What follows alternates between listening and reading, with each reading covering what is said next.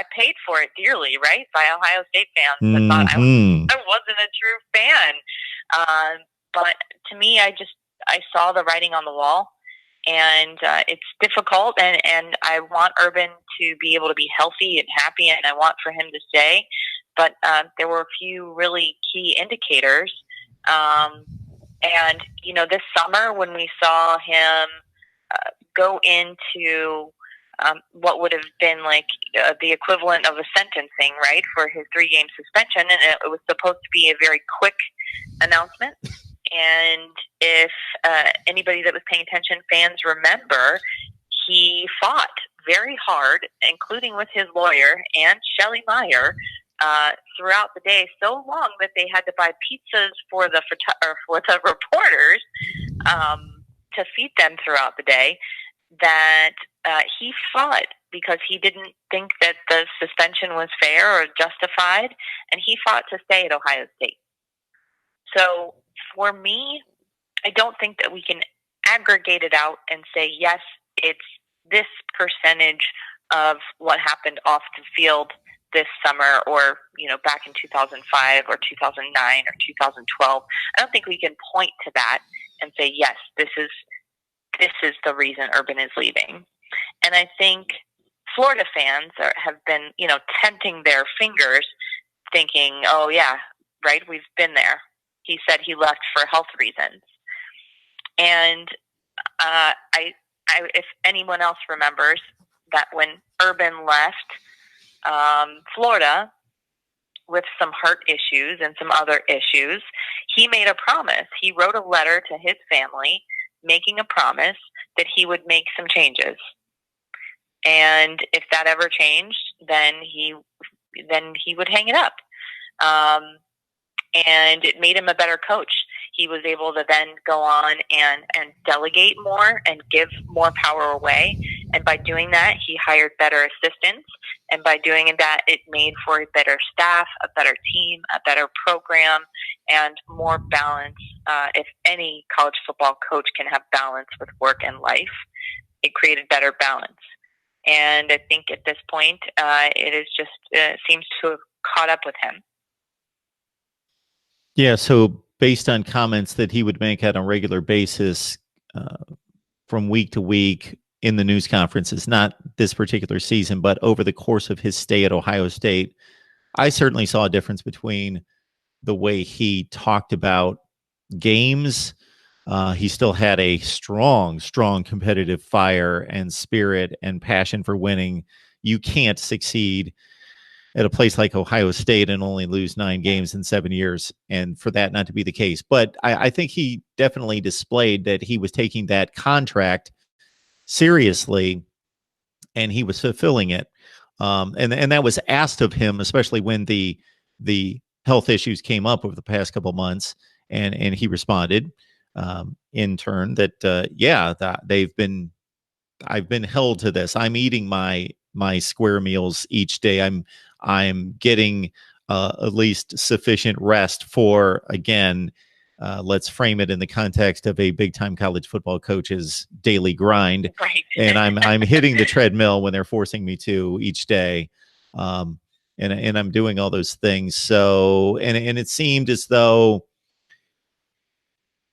there were times in which he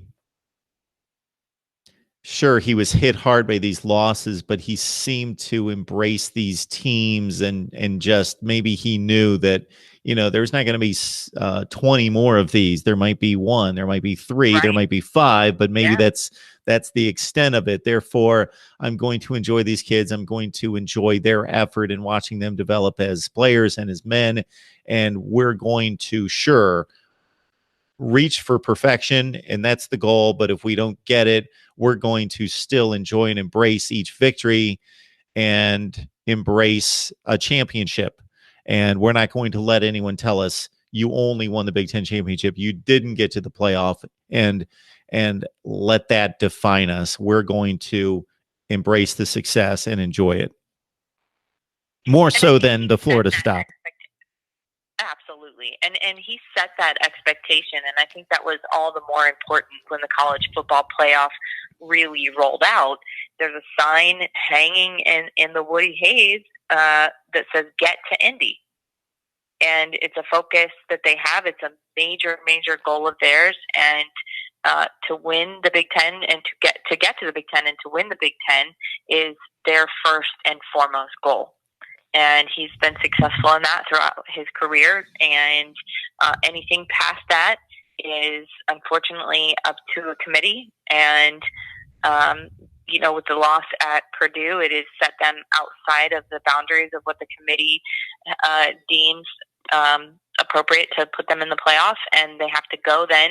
And, it seems such a hard pill to swallow. And I know how this feels, and I feel like you and I have even had this conversation before, that the Rose Bowl is a consolation prize. And as a true college football fan, and I know there have to be folks on the live chat right now that are absolutely skewering me for saying that I should be excited about this Rose Bowl, or it should be a consolation. But true, as a pure college football fan and someone who's loved college football my entire life, and I love college football history, the Rose Bowl is the mecca. And it's difficult for me not to be excited about it. So that was well stated. Thank you. If you grew up, as I did, in the Midwest in particular, and I'm not going to speak for those people on the West Coast, because I think they're not individually, but as a whole, the football does not mean nearly as much to them as it does to the folks in the Midwest. Couple that with the state of the weather on January 1st, typically in the Midwest, versus what you find in LA and the rest of the West Coast, most of the West Coast, that there was just something magical about a dreary, dark, when kickoff would roll around 5:15, 5:30, and it's already dark and gloomy, and it's probably 18 degrees outside in the Midwest, but you could turn that television on and see the San Gabriels over the backstretch of the stadium, and see that beautiful Rose Bowl field, and see the scarlet and gray on the field versus USC or whomever the team was. And that was, for us growing up, that was the ultimate goal, was to win the Big Ten championship. And you knew you punched your ticket to the Rose Bowl, and that was the ultimate. And of course, winning a national championship, that was sometimes part of it back then. And I know that we're living in a different time, but at times it was, the AP had a national championship, and at times the way to get there was through the Rose Bowl. So again, and I think it's just part of it is nostalgia, and I hope that the players will kind of run through some of that and understand how important this is for them. And I can imagine it's difficult as a senior or as someone that's thinking about moving on to the next level, to the NFL, to gamble that, to play in one more game, to say, what does this mean to me? What does this mean to my future? I'm sure that's a very difficult decision, and we've seen players more and more opt out of those bowl games, and typically it's not very popular with the fan bases to do so. Me personally, I think if I had the chance to play another college football game with my brothers, I would. But you can't speak for everyone. So I'm sure that a lot of these guys want to go out and put their full effort into winning this game and showing the committee what they missed out on. I also have to think, regardless of class, it's got to be difficult. It's one thing to miss out on the playoffs or the postseason in whatever sport it is, but that is a tangible formula. So regardless of the outcome, that you miss the playoffs if you're in pick the sport because of the result on the field, even if you feel as though you were good enough to get there. In this situation, those 13 people said that we weren't as good as that other team, even though our record's just as good and we won a conference championship. And why do they leave us out? That has to be difficult to bounce back from and then say, okay, what does this game mean to me? I'm from Florida.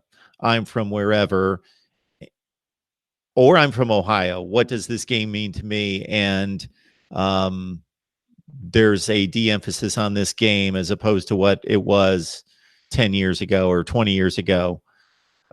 And I think that's a sad state of affairs because there's such a hyper focus on the playoffs, but they are the playoffs and they will determine the national champion. That there's just this chasm between number 4 and number 5 that the rest of the games lose significance and have in this playoff. Yeah, like you said, it's got to be difficult, but knowing the caliber of player that they bring into these major programs and knowing the caliber of players specifically at Ohio State, that they are competitive, they do have pride, they do have a sense of community and brotherhood through this program. And Urban Meyer has really mentioned several times about how much love is going on in this team for each other. You got to think that if your brother is a senior, you want to send him out the best way possible. Or if you want to make an impact for those looking at you at the NFL, this is your chance to shine. When it doesn't matter as much, you have as much to prove right now as you do when everything is on the line. And Urban Meyer's postseason record, both in championship settings and also just major bowl games, is astounding. It's remarkable. It's one of the best in college football history. And the two most recent examples of that in a non-championship situation was going to the Fiesta Bowl in 2015 and routing Notre Dame and then winning by 17 points in the Cotton Bowl against USC. So whatever, I was talking to Steve Hellwagon just prior to you jumping on the line, and we talked about the guy's a psychology major, and that's been one of the major keys to him being this successful is he knows how to motivate a team regardless of the circumstance or situation. So he obviously knows how to utilize that 6 weeks to get a team prepared both physically and mentally for what he calls the mission. And you have to believe that the players care so deeply for Urban that they would send him out Chris Spielman style for Earl Bruce. Yep. That has to be somewhat of a motivation as well, to throw it back, way back. And you know, I was asked the question today by Rachel Baribeau. She said, do you think, how would you define Urban's legacy? She said, my word is complicated. And I think that right now is a fair assessment. And I said, you know, we revere coaches like Earl Bruce and Woody Hayes at Ohio State. Woody Hayes is the most revered coach in Ohio State history right now. He's famous for striking a player in the face during a football game. And everyone's legacy ends up just being a balance sheet in the end. And the more time that goes on, the more people come forward and want to say what a positive impact he had on their lives. Darren Lee posted something today on Twitter that nearly brought me to tears. And it was just a moment between he and Urban about how proud Urban was of Darren Lee and who he became exactly who he thought he could be. And if you just kind of aggregate all the lives that he's touched and then all the lives that those young men went on to go touch, you have to believe that in the end it's going to be a positive legacy. Claire, this is why I bring you on here. I'll run down the stats and the championship games and the near misses, and I'll put all that into context. I hope as well as just about anyone, but you bring the human aspect to the table much better than I can most of the time. So Ryan Day obviously had his audition for 3 games. And in addition to the 3 games, obviously throughout training camp, once it was announced that Urban would need to be removed from the program for 3 weeks or so. So it's a good situation in which you're bringing in a coach that you know fits the situation, both as a play caller and offensive coordinator, but also as a interim head coach, at least, being very successful during that short stint, even though Urban was right there with his hand in the mix, I'm sure. So what else gives you confidence that Ryan Day is going to be successful at Ohio State? Sure. Well, Ryan Day has a really interesting resume. He has really great connections through the NFL with San Francisco and Philadelphia, and he's got some great quarterbacks on his resume. We've seen Dwayne Haskins break 27 records while at Ohio State under Ryan Day's tutelage. And obviously, Dwayne Haskins is a very special player. We can't deny him that. But Ryan Day does a fantastic job with development. And Urban Meyer mentioned that he is an amazing recruiter, and he's only going to be able to have more time to do that now that some of the offensive play calling will be most likely off of his plate. So I'm most excited about him being a great recruiter. I'm most excited about hearing things like the players really like him, that he's good with the guys in the program, that he fits the program. And I'm very sure that I'm not the first person to do it today, or I won't be the last, to liken it to a Lincoln Riley, Bob Stoops situation. And it's working out well for Lincoln Riley. And I think it's going to be similar with Ryan Day. I was really impressed with what he was able to accomplish in those 3 games, and how seamless it was, and how humble he was, and how willing he is to learn. So there's always going to be a transition period, but I'm excited about his potential. I normally am one that's a little bit skeptical, but I think that Urban mentioned today during the press conference that he would have had a much harder time stepping aside and retiring if he thought that Ohio State was in a bad place, or if he thought that he was not leaving Ohio State in good hands. And I think he truly believes in Ryan Day and his ability to lead this team on to success. Will Urban Meyer ever coach again? No. I don't think so, and it's not because I don't want him to. I think that was probably part of the deal. We watched Shelley Meyer become very emotional after the Michigan win, and you watched him find her, up the ramp, and the rest of his family, and she was more emotional than I've ever seen her after a football game. And we watched Urban then in the press conference post game get choked up and more emotional than I've ever seen him. And again, that was really a tipping point for me to think, this is it. There is no other reason for them to be this emotional after. And it was hard fought, obviously. But there have been 7 of those, right? Yeah. This one stuck out special for some reason. I think they both knew at that point that this was the last one. And I'm very sure it's going to be difficult for somebody like Urban Meyer to just completely walk away. He did mention today that he would love to still be a part of the program, still, be involved almost like in an Earl Bruce way, where he was almost like a consultant and have some time around the facility. And that's what I want to tell the naysayers that are saying, he's skipping out to avoid NCAA regulations, like, I don't know, Pete Carroll did, or that was a low blow. I'm sorry. That was nasty. That's what happened. Or it's what happened. Yeah. And people who are saying, it's because of this, and there's more that's going to happen with Zach Smith. And I think Zach Smith is going to continue to have to fight the battle that he's fighting. But I don't think Urban would even bring any more potential harm to a program if he thought or knew NCAA regulations and sanctions were coming, and then stick close to the program. I just don't see that. Just the fact that he wants to stay in Columbus.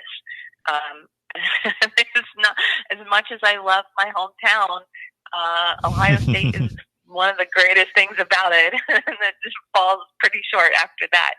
So I truly believe if he thought he would be a detriment to Ohio State, or if he thought there were more sanctions coming under his watch, he wouldn't be close to the program. Claire, in painting the scene post Michigan and the emotions there displayed by both Urban and mostly Shelley Meyer, as you mentioned. And then before that, me trying to shape and contrast your depiction of the human side versus what the legacy says. And we haven't spent a whole lot of time on that because I just think it's so obvious. And the only other perspective I brought up to Steve Hellwagon was, the near misses have been the only detriment to that.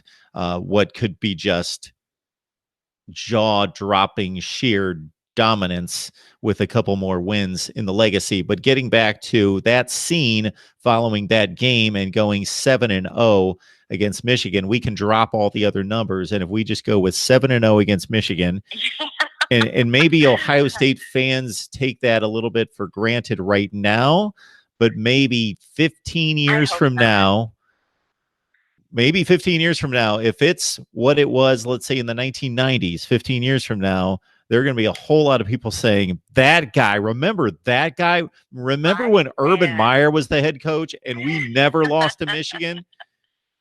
That's going to happen someday. I don't think it's fully appreciated now, but it's going to happen someday. I'd say maybe only the really young Ohio State fans are feeling that way because you and I have lived through the 90s. Yeah. My son's one of them.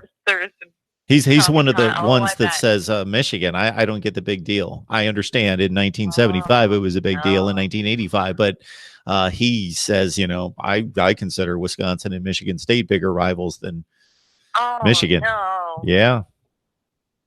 It hasn't been proven to him. Down here to Columbus a couple times. Yeah, it's got to happen. Well, no, and I get it. I understand how it's just appeared to be sheer dominance, and for the life of me, I would love for that to continue on. And I think Ryan is full in on that as well. So I'm excited for the rivalry to continue, and there's no doubt, like you said. I mean, and that's the mark on John Cooper's legacy, right? John Cooper turned out incredible NFL talent. And the two drawbacks for John Cooper are not performing as well as his team should have in the bigger games. And he had trouble beating Michigan. And that's it. Yep, absolutely. Talk about another legacy. Well, his much different than Urban Meyer's, but would be completely different with about 2 scores being changed. And that's it. Yep. Even though the Michigan record would still be awful, he would have completed national championship season. So that would have taken care of that. But absolutely. 2-10-1. Wow. All right, Claire. She is Buckeye Claire. Please follow her on Twitter with all sorts of fun stuff there. But always a great perspective on Ohio State football. And this, when I'm in dire need of perspective, Claire, you came through for me once again, so I appreciate it.